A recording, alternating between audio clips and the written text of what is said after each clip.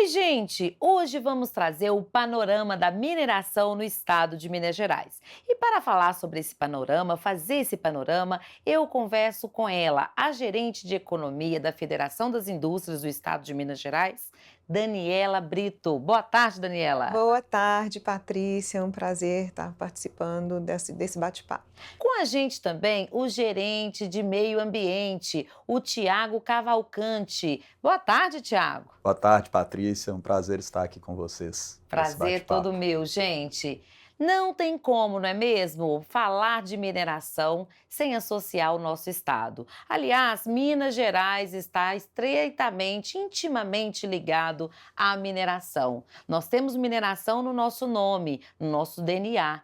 E sem contar, né, gente, sobre a questão aí de toda a produção do minério. É verdade, eu começo com a Daniela, que Minas Gerais corresponde à produção de 40% do minério de ferro? É verdade, Patrícia. E isso porque uma das maiores empresas produtoras de minério no estado dividiu a sua produção no estado do Pará, porque Minas já teve uma participação muito maior, mas mantém a sua importância na produção, no nível nacional e mundial, inclusive. Que maravilha, né? É. E com relação também ao emprego, à renda, né? Minas corresponde aí 1/3 da massa salarial? Sim, mas eu gosto de dizer, Patrícia, que a gente não pode pensar na indústria extrativa olhando só a fotografia desse setor. A gente tem que olhar a indústria extrativa e o que ela representa para a economia de forma mais abrangente, porque ela é um setor muito conectado com outros setores, ela tem uma cadeia produtiva muito ampla.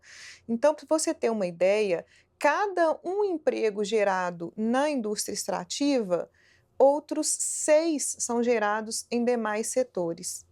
Como referência à agricultura, ele gera 1,1 emprego, né, e o setor de serviços 1,6. Então, a gente pensar em indústria extrativa, a gente tem que pensar no que ela dinamiza, como ela dinamiza a economia, Também na construção civil, não é mesmo? Que a gente entre tem todo eles. aí o engajamento, né, essa indústria, extrativa acaba gerando muitos empregos também para a construção civil. Sim, é porque em Minas a gente fica muito focado na indústria extrativa, pensando no minério de ferro, mas a indústria extrativa também contempla a indústria de extração de pedra, brita, que são insumos muito relevantes para uma atividade que tem a sua importância também muito grande para a nossa economia, que é o setor da construção. Exatamente. E extração direto com a conexão com o meio ambiente. Hoje em dia, a mineração está diretamente associada ao meio ambiente, não é isso, Tiago? Exatamente, exatamente. Se pensarmos a mineração no estado de Minas Gerais, ela tem uma participação muito importante na proteção da biodiversidade do estado, né? Quando a gente pensa e ouve pessoas dizendo que a mineração ela é responsável por uma degradação ambiental muito grande, a gente também não olha o que a mineração deixa de legado na proteção da biodiversidade. Se a gente pegar, por exemplo, o quadrilátero ferrífero, onde está a maior parte, onde está a nossa produção de minério de ferro no estado de Minas Gerais, alguns professores da Universidade Federal de Viçosa fizeram um estudo que foi publicado numa revista internacional, que eles fizeram um mapeamento do solo, do uso do solo do quadrilátero ferrífero. O quadrilátero ferrífero, se a gente pensar em tamanho, ele tem aí 780 mil hectares, 780 mil campos de futebol, né? Desses 780 mil campos de futebol que compõem o quadrilátero ferrífero, a mineração ela ocupa 2,95% desse território. Então a gente está falando de 23 mil hectares, né? As áreas urbanas, elas ocupam 6%, a agricultura 15%. Se a gente olhar o que o quadrilátero ferrífero tem de preservação, 70% do território do quadrilátero ferrífero é preservado. A gente está falando de 540 mil hectares preservados, seja com vegetação nativa somente ou vegetação nativa protegida legalmente, né? Desses 540 mil hectares, metade dele é protegido legalmente, ou seja, não há nem a possibilidade de impactar aquela área. É a mineração com A sustentabilidade, mineração né? com sustentabilidade. Claro que não é a mineração responsável pela proteção disso tudo, né? Se a gente pegar somente de reservas particulares do patrimônio natural mantidas pela mineração e servidões ambientais, que são áreas também protegidas de uma única empresa de mineração, a gente está falando de 50 mil hectares, mais do que o dobro da área que ela Área. impacta. Se a gente falar em medidas compensatórias que a mineração paga no estado de Minas Gerais para investimento em unidades de conservação do estado, para proteção de outras áreas, a gente está falando num número de, nos últimos 10 anos, de 300 milhões de reais, mais quase 30 mil hectares de áreas preservadas. Então, a preservação ambiental ela está diretamente ligada com a mineração. A mineração, de fato, ela protege muito o território do quadrilátero ferrífero. Esses números de um estudo isento da Universidade Federal de Viçosa mostra esse cenário da mineração em Minas Gerais. E sem falar também dos benefícios, né, que toda a comunidade, toda a sociedade pega também da mineração com relação à questão da educação, da saúde, da limpeza urbana, de hospitais. Hoje nós temos aí o tributo à compensação financeira por conta da exploração mineral, que é a famosa CEFEM. Muito se fala sobre a CEFEM. Como explicar a CEFEM para o nosso público, Daniela? Então, a CEFEM, ela é uma contribuição, e como tecnicamente dizendo, né, no direito tributário, a contribuição ela tem uma destinação específica. Então, a CEFEM ela se destina a compensar aqueles territórios que são explorados, né, pela atividade mineral por meio do pagamento de um valor sobre o faturamento daquela atividade. Então, os municípios, eles ficam com 60%, aqueles municípios que são diretamente impactados pela atividade de mineração, né, que o solo está explorado dentro do município, eles ficam com 60% dessa contribuição da CEFEM. Aqueles municípios que são impactados indiretamente, ou porque recebem uma ferrovia, né, por exemplo, eles também recebem uma parcela, 15%, e o estado, onde a atividade minerária está sendo explorada, também fica com 15% da CEFEM. É uma contribuição, um imposto relevante para a maioria desses territórios? Sim. Nós fizemos um estudo aqui dentro da nossa gerência de economia, a gente tem uma equipe de 11 economistas, mostrando o nível de desenvolvimento econômico de determinados municípios que têm atividade mineral e de municípios que não têm atividade mineral.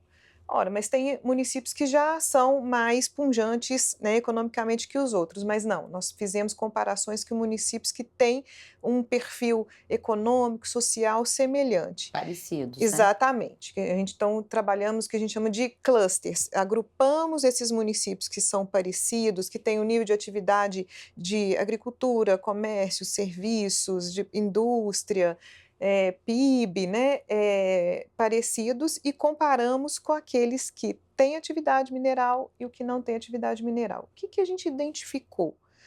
253 municípios onde a atividade mineral está presente, né, e que tem um desempenho econômico, um nível de desenvolvimento social maior do que esses municípios similares onde a atividade extrativa não está sendo explorada, não está presente. E que nível de desenvolvimento, como é que a gente mede isso?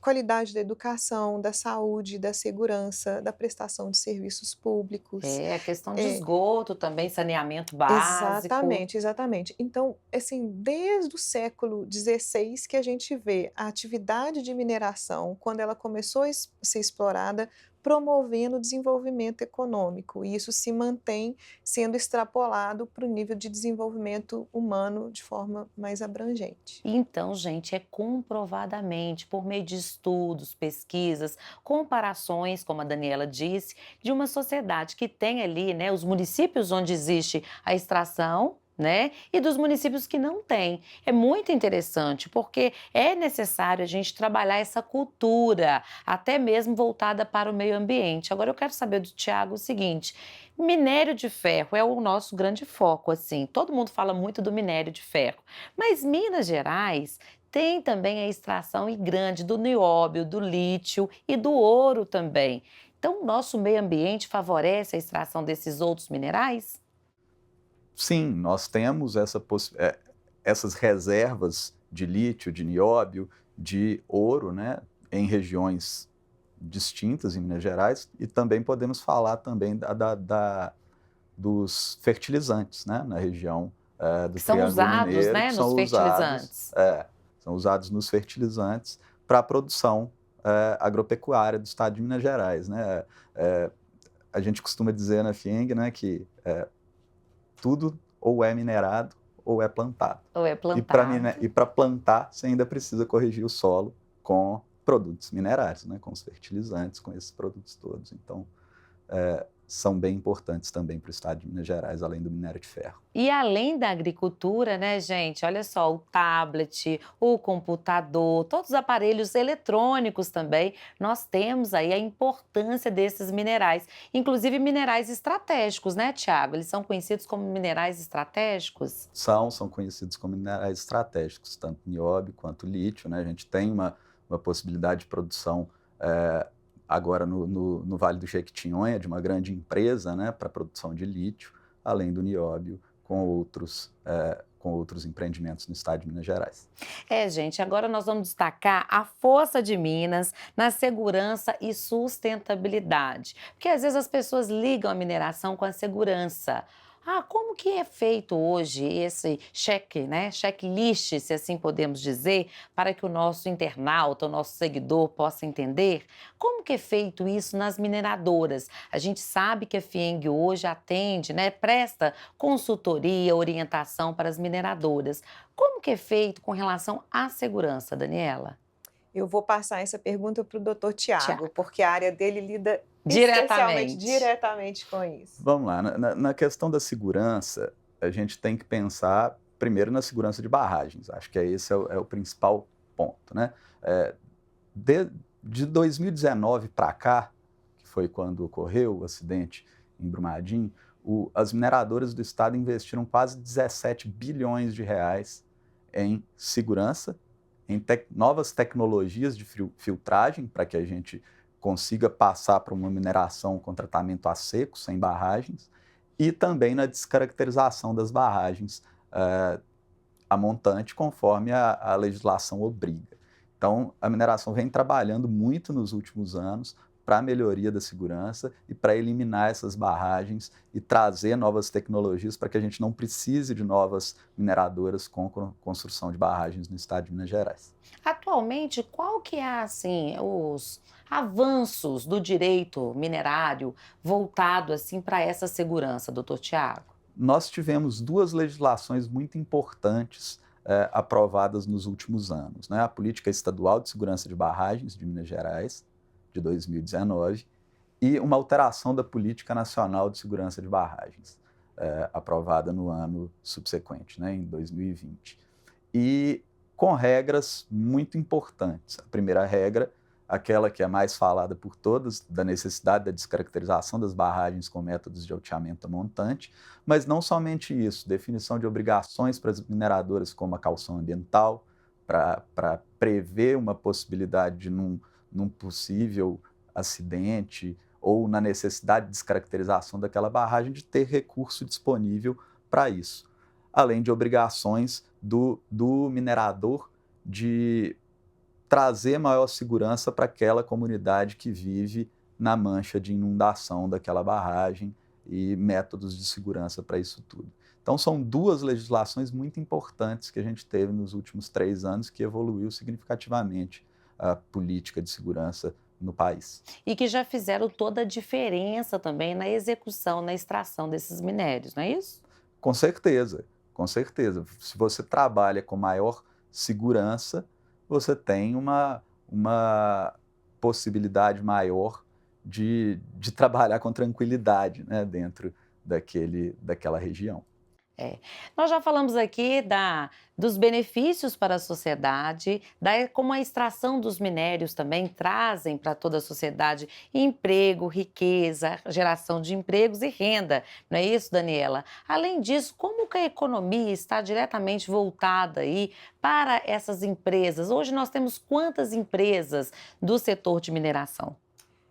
Não, falando não somente do extração de minério de ferro, aqui no estado estão presentes aproximadamente 1.600 empresas. 1.600? 1.600. Aí a gente tem mineração de todos os tipos, né, desde o minério de ferro, pedra, brita, enfim, como ele falou, insumos para fertilizantes, o lítio, nióbio, Ouro? ouro, exatamente, né, nas nossas terras são ricas em todos esses minerais.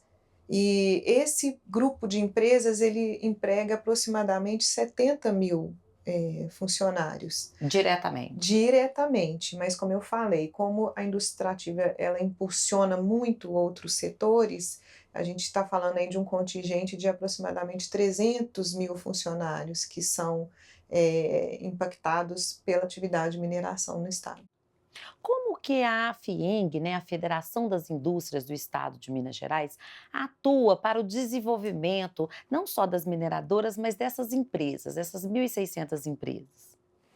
Nossa, o sistema FIENG, chama sistema, né, ele é um mundo. Eu costumo dizer que se você quiser, identificar um tipo de profissão que você nunca ouviu falar, ele existe aqui dentro da FIENG, porque nós temos, pesquisadores, médicos, dentistas, economistas, advogados, é um universo muito grande de profissionais a serviço da indústria, isso está no objeto social da FIENG, mas hoje é propósito dessa gestão do sistema FIENG, a promoção do desenvolvimento econômico e, do interesse difuso, né, da sociedade, não somente da indústria. Então nós temos o SESI ofertando educação desde a infantil até o ensino médio, De muita muita qualidade. qualidade, com muitos destaques em premiações nacionais e internacionais, fazendo o serviço de SST, né, garantindo mais segurança para, a execução das atividades das indústrias ou qualquer outro setor que vier, né, a necessitar desse serviço, com muito destaque também. O SENAI formando mão de obra qualificada para a indústria, para tornar a indústria mais competitiva, e a gente fala assim desse contingente de alunos e eles muitos são beneficiários de uma gratuidade, então já tem esse apelo social muito grande. O nosso centro de pesquisas, o CIT, né, que o antigo CETEC, que era do governo de Minas, com um grupo enorme de pesquisadores desenvolvendo pesquisas em várias áreas, vários laboratórios para tornar atividade mais competitiva. A Embraer está situada lá dentro do sítio fazendo projetos junto com a FIENG. Temos um braço de tecnologia, de inovação dentro do Instituto Euvado Lodge e de desenvolvimento de gestão também, que é muito importante para as empresas, e a própria federação, que desempenha um papel muito forte de interlocução com o mundo político, né? E que representa os interesses da indústria e também da sociedade. Eu gosto muito de destacar isso, porque a gente não quer mais ser dissociado da sociedade, a indústria faz parte da sociedade. A indústria gera emprego, renda, gera desenvolvimento econômico, então a gente participa das decisões políticas de uma forma muito isenta, respeitosa, e as nossas áreas de meio ambiente, economia, tributária, trabalhista, nós estamos o tempo todo atuando junto com os governos de todas as esferas no desenvolvimento de políticas econômicas para com esse objetivo de promoção do bem-estar social. Excelente, que aula, né, gente? Bom, a indústria está na vida, está em tudo. Não tem como você fazer assim, não tem jeito de estar no meio ambiente. Não tem como, né, doutor Tiago? Não A tem. indústria está no meio ambiente também. Com certeza, com certeza. Se a gente pensar, por exemplo, no que um empresário precisa fazer para conseguir iniciar seu empreendimento. A Confederação Nacional das Indústrias, há alguns anos, fez um estudo, foi publicado, que identificou que existem 30 mil normas ambientais, 30 mil, somente voltada para regularização ambiental dos empreendimentos no Brasil. Minas Gerais tem mais de 800 normas ambientais somente relacionadas à regularização ambiental dos empreendimentos, isso sem contarmos decretos e leis, somente as normas relacionadas à Secretaria de Estado de Meio Ambiente. Então, para um empreendimento se instalar no estado de Minas Gerais, ele passa, e a mineração não é diferente, ele passa por um processo extremamente qualificado para que ele consiga colocar aquele empreendimento lá. Para cumprir Então, todas essas normas todas jurídicas. essas normas, estudos ambientais detalhados, equipe técnica competente, equipe técnica do órgão ambiental, técnica e jurídica competente, que vai fazer a análise daquele determinado empreendimento, além de passar por um controle social, porque Minas Gerais possui um conselho de política ambiental que vota essas licenças ambientais de empreendimentos mais complexos, digamos assim, do Estado, onde existe a participação popular, tanto de representantes das ONGs ambientais, quanto de representantes do setor produtivo, representantes da academia, representantes de profissionais liberais, além dos representantes do próprio poder público. Nossa, pois então, gente, imagina só, 800 normas jurídicas. É muita. As pessoas chamam de burocracia, mas não é burocracia. É aquilo que faz com que o empresário, o construtor, leve a qualidade para você. Então, ao comprar um empreendimento habitacional, uma situação, existe todo um processo de qualificação e um corpo técnico também, não é isso? Sem dúvida, nenhum empreendimento consegue se instalar no estado de Minas Gerais sem ter um estudo ambiental detalhado sobre aquele determinado empreendimento, para que o Estado faça a análise daquela licença ambiental para que ele consiga se instalar naquele determinado local. Como a mineração está para o estado de Minas Gerais, a indústria também, gente, essencial para você, para mim, para eles, para todos nós. Nós já falamos da riqueza, geração de empregos, de renda. O que mais que a gente pode frisar aqui, doutora Daniela? Eu não consigo imaginar a vida sem a indústria e especificamente sem a indústria da mineração, porque, como o Tiago falou, para você produzir na agricultura, a gente precisa de insumos que vêm da mineração.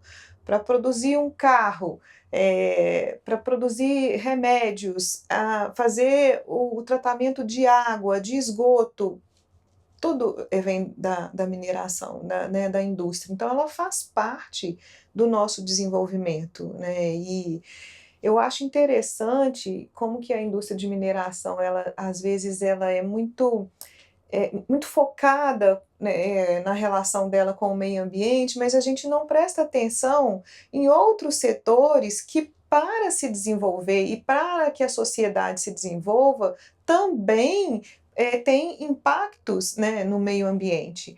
Mas parece que a mineração, como a gente enxerga o solo sendo explorado, a hora que a gente está numa rodovia, né, fazendo um Um passeio, passeio.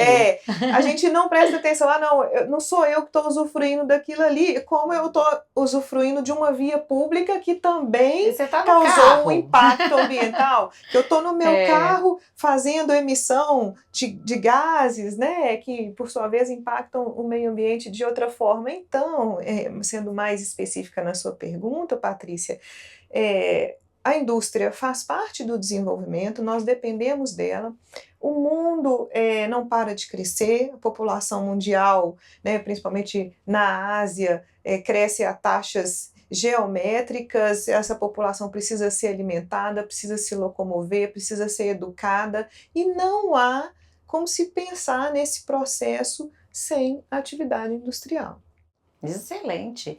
Gente, nós temos também, por falar, né, mais aí do meio ambiente, o Acordo de Paris, que prevê aí também todo um estudo até 2050, a qualidade de vida, não é isso, doutor Tiago? Sim, O que prevê esse acordo? existem algumas negociações, né, no âmbito no âmbito internacional. No ano passado nós tivemos a COP26, realizada em Glasgow, na Escócia. Esse ano teremos a COP27, realizada no Egito, né?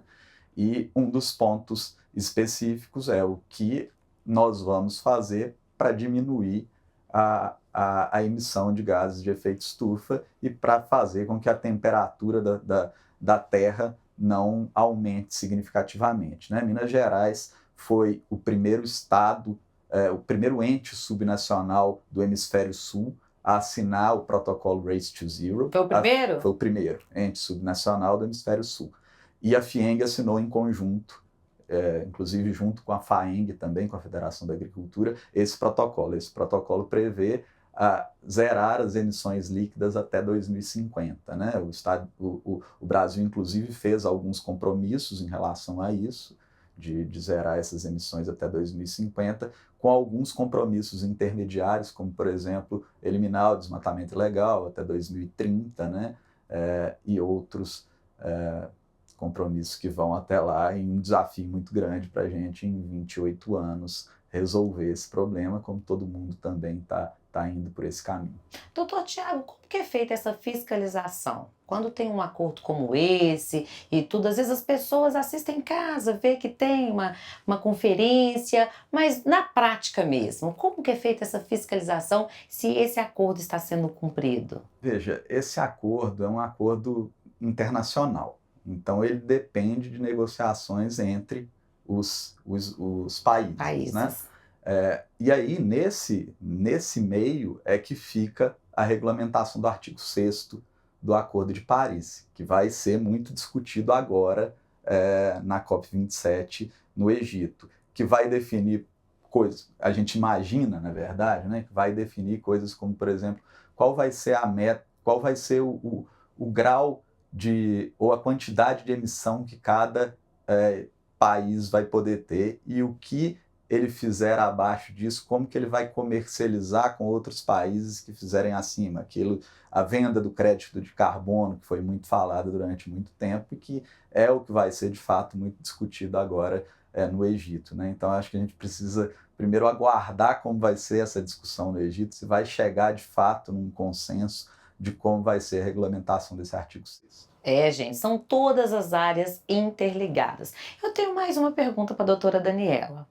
Na economia, muito se fala aí do petróleo, né? Sobre o petróleo como uma principal fonte de energia. Hoje, com a extração dos minérios, a gente percebe o seguinte, que existe um investimento maior deixando o petróleo de lado.